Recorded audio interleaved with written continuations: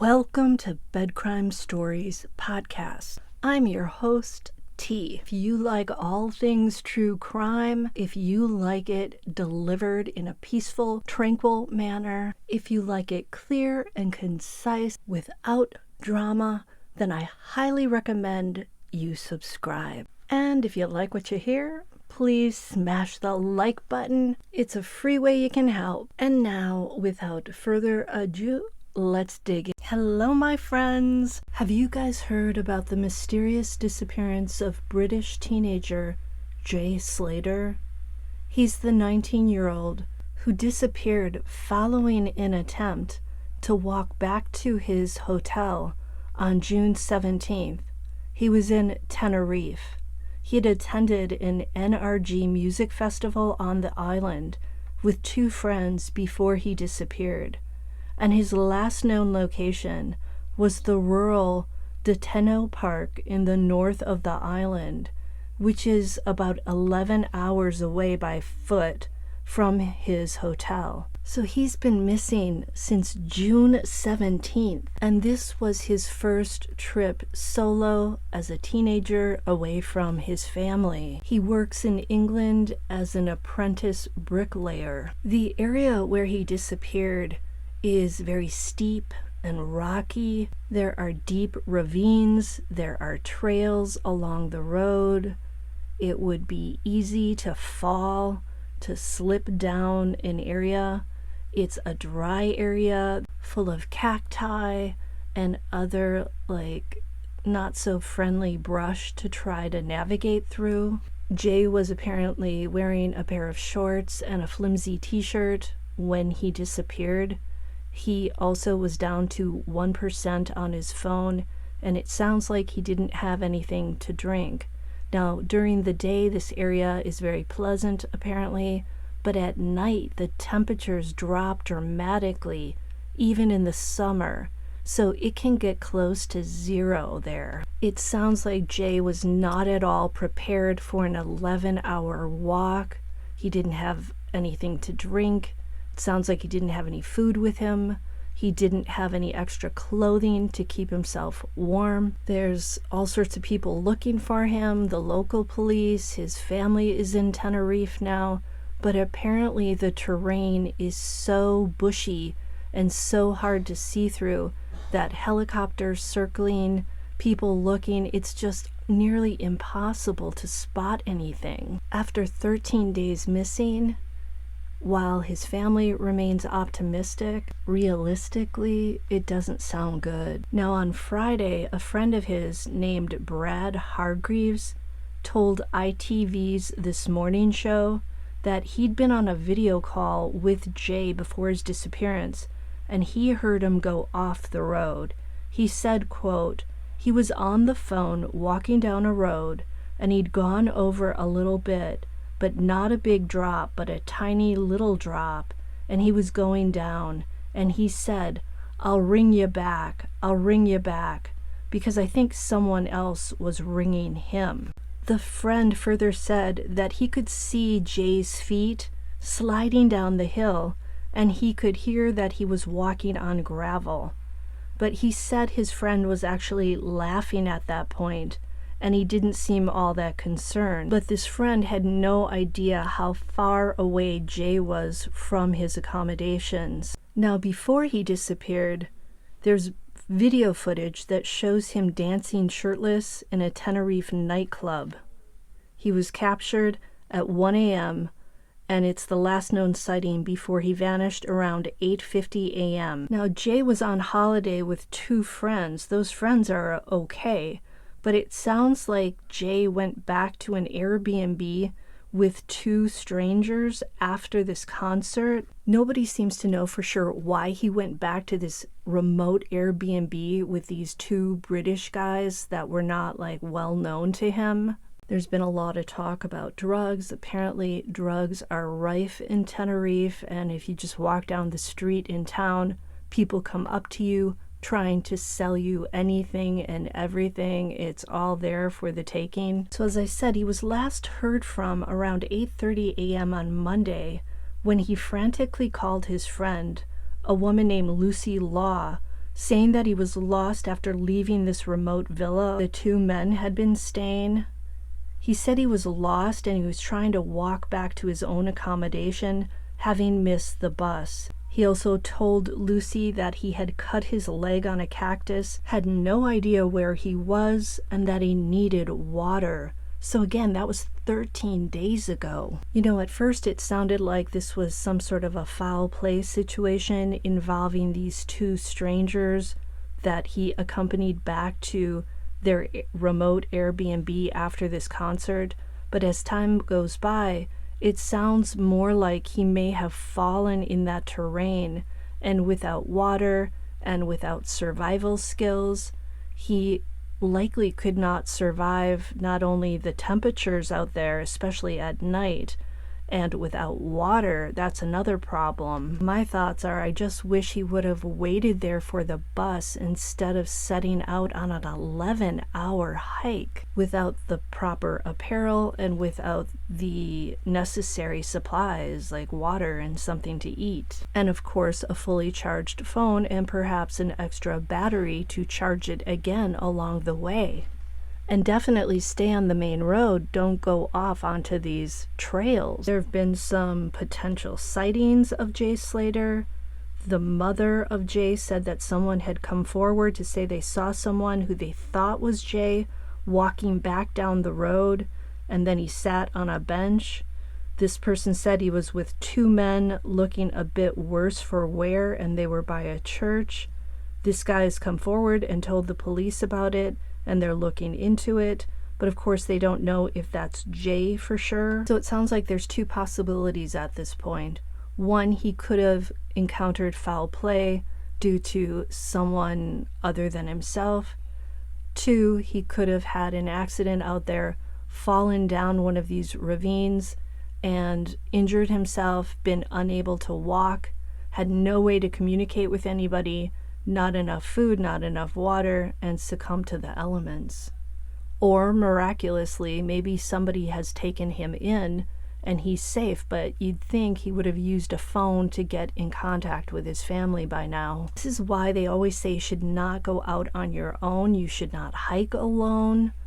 I'm a firm believer in that, but I'm kind of a scaredy cat. I don't want to run into a situation like this myself. According to news reports, dozens of police, mountain rescuers, and firefighters have been searching for Jay Slater with scent dogs, drones, and a helicopter. They've also been removing bags of garbage from the area, trying to, I don't know what, find in the garbage. They've been looking into caves and remote structures out there in that area. I'm hoping for a miracle for this kid. He's only 19. His family is heartbroken. They're out there in Tenerife, but the area is so vast, so mountainous, so steep, so dangerous. There's not a whole lot they can do. Now, unfortunately, Jay's family is getting exposed to the trolls on social media because Lucy Law set up a GoFundMe for the family. It was up to something like 40,000 euros, I believe. The family is now tapping into those funds to help bring people over to Tenerife, also to pay for their own accommodations, to help with the searches, to pay searchers, and people are accusing them of course, the normal conspiracy theories that they set up this disappearance so they could profit from it by getting a GoFundMe and getting all this money. It's the same sort of stuff that people have come up with in the Sebastian Rogers case, that it's all about money. The parents are just trying to make a profit off this kid that they've got hiding somewhere. You know, it's basically the same ridiculous stuff. And then there's the case of Taylor Casey, who was last seen on June 19th at the Sivanandra Ashram Yoga Retreat on Paradise Island in the Bahamas. Taylor is 41. She's from Chicago. She's a yoga enthusiast, and she hasn't been seen since the evening of June 19th. The staff at the retreat notified the American Embassy and her family as soon as Taylor failed to show up for a morning class on June 20th. The Royal Bahama Police Force on June 21st posted a missing persons flyer to its Facebook page, and they were asking for tips to be shared. The police have not mentioned suspected foul play. However, they found Casey's cell phone nearby in the water. Now that's never a good sign. And note that the U.S. State Department issued a travel advisory for visitors to the Bahamas on January 26, warning travelers to exercise increased caution due to crime. It noted that violent crime, essays, burglaries, and robberies were occurring in the tourist and non-tourist areas, with the majority of the crimes happening on the islands of Grand Bahama and New Providence, and that's exactly where Taylor was. She's been practicing yoga for 15 years. Apparently, she often travels abroad to learn more about yoga, and she wants to become a teacher. She'd been staying at this retreat place in one of their accommodations called a tent. And so the tent is outside of the actual structures where they have rooms, with walls and doors. These tents look like they're either on the beach or underneath the patio. And to me, they don't sound as secure as, say, a room with a door with a lock. I've been unable to find out if all of her belongings are still in this tent that she had rented. So she was on Paradise Island, and you need to take a boat to get to this island. So you also need to take a boat to get off of it. And apparently the guy who drives the boat or pilots the boat has not seen Taylor. So it doesn't sound like she's left the island by her own accord, or at least that she left in any such way where he saw her leaving. Taylor's mother, who flew there to look for her daughter, said that Taylor is always in touch with her, always on the phone with her. This is highly unusual to go for this amount of time and not hear from her daughter. So naturally, she's very concerned. And hearing about that cell phone again in the water is not a good sign. So what happened to Taylor? Where is she? Brian Enton of News Nation is in the Bahamas covering the case, and he said that when he went to this ashram retreat place, they did not have any flyers up. There was no mention of Taylor going missing. He spoke to some current attendees of these yoga classes, and they said they were unaware that somebody had gone missing, that the retreat hadn't mentioned that to them, and they promptly packed their bags and got the heck out of there because they were angry about the way the retreat place is handling this. They're not being open, they're not being transparent, they're not admitting that one of their guests has disappeared. And of course, I think we know why they would not want to do that, but they need to be talking, they need to be sharing. People have a right to know if they're in a location that is not secure, especially if they're staying in any of those tents. So again, this ashram is on Paradise Island. That's a small island that is connected to downtown Nassau, which is the capital of the Bahamas. So the island is connected by bridges that are 1/3 of a mile long, and Nassau is on the island of New Providence. So apparently this yoga retreat uses the combined practices of a traditional ashram, which is a spiritual monastery commonly found in India, along with a modern yoga center. And the ashram has all sorts of different programs and different vacations throughout the year. And Taylor was participating in the ashram's yoga certification program. Sadly, in the world that we live in, I think that women, when they're traveling to things like this in places like the Bahamas, where there are concerns now about violence, robberies, burglaries, all this stuff, I think they need to travel in pairs, possibly with more people. There's safety in numbers. I absolutely hate saying that because I once took a trip to France for 10 days, all by myself. I had the best time. It was a little bit lonely, I will admit. I don't like dining alone, but I actually met a whole bunch of people, and I think that they would not have approached me and said, hey, let's go for a drink or let's have a coffee if I had been with other people, because I've never had that experience before. So it was a magical time for me. I thoroughly enjoyed it. I got to do whatever I wanted to do. I could be selfish. For example, I went to a play at the Comédie Française, which is a famous theater. I saw a Molière play in French, which I know none of my friends would want to do because none of them speak French. You know, most people aren't going to want to go see a French play in French if they don't speak French. But of course, there were subtitles, so you could follow along if you felt like it. Anyway, I'm just saying it was a magical time for me. It was wonderful, but now when you hear these stories, it makes you think, well, maybe I should have had somebody with me. I didn't accept any invitations to parties. I did get some. I'm a little bit wary of strangers, so I do err on the side of caution. So that's it for today. I'll see you next time on Bed Crime Stories. He's holding on to hope with everything he has. But Warren Slater's search for answers has gone on for more than a week, and it's taking its toll.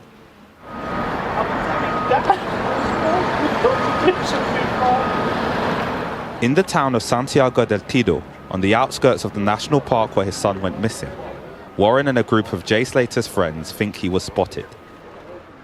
So they've taken matters into their own hands, leaving a trail of posters here, asking anyone with information to come forward. The teenager was in Tenerife for his first holiday abroad. He'd been at a music festival on Sunday night, before he travelled to a villa with two men, disappearing hours later. Jay's family say they reported a possible sighting of him on CCTV walking through this square, but that would have been a difficult journey of about 7 kilometres from the search area to this town. Jay's family say this still is taken from the footage in question, but it's yet to be confirmed by the Spanish police. Today, officers were surveying the scene, but the search does seem to be scaling down. It's a case shrouded in speculation and interest. Paul has travelled here from the UK and says he's here to help. I heard on the internet that they needed help. I was following the story and I wasn't planning to come out, but as soon as I heard they needed help, that's when I came out. It's a search and rescue. The more people that are involved, the better it's going to be. There are still so many questions about what happened, why he came here, and most importantly, where Jay is now. Those who know and love him just want him back. This morning, the urgent investigation unearthing new clues but few answers in the mysterious disappearance of Taylor Casey, the Chicago woman who vanished more than a week ago in the Bahamas. We're going to continue to do our part in the investigation to see that we can find Taylor and to bring her back safely from wherever she may be. Casey sending this photo to her mother the day before her disappearance, writing, "Thank you, Ma, love you." We need Taylor home. This shouldn't have happened, whatever happened, and we need answers. Police now say with the help of Casey's family, they've recovered the 41-year-old's cell phone in the ocean near the Sivananda Ashram yoga retreat where she was staying. Based on the pinging that came, we were able to find coordinates, of course, our specialist area, and so we were able to have our divers go and retrieve that phone. Casey's journal also now in the hands of investigators. Bahamian authorities speaking with everyone from that retreat after Casey didn't show up for her yoga class on the morning of June 20th. Staff alerting police who issued this missing persons poster and launched a full-scale island-wide search utilizing drones, canines, and divers. We've been working around the clock in an effort to find out exactly what happened to Taylor, and it doesn't stop now. Casey's panicked mother and friends flying into the area. We have gone out to the locations. We've met with the police here. We've now gone to the ashram. So it's still an active investigation. Loved ones desperately hoping to bring her home. We need Taylor back with us. We miss Taylor. We love Taylor, and Taylor needs to be back home with Taylor's family.